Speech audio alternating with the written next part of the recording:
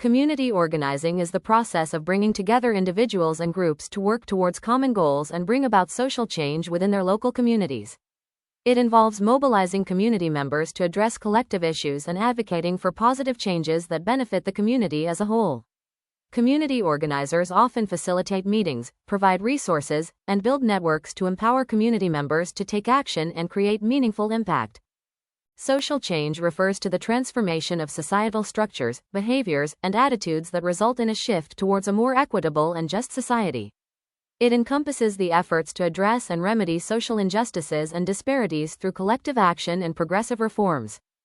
Community organizers play a crucial role in addressing social issues by mobilizing and empowering members of the community to advocate for change, collaborate with stakeholders, and implement grassroots solutions.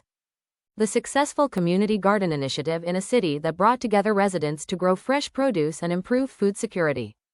Community organizers play a crucial role in advocating for policy changes by mobilizing and empowering local residents to collectively address issues affecting their community. They engage in grassroots efforts to raise awareness, build coalitions, and influence decision-makers to implement laws and regulations that benefit the community as a whole.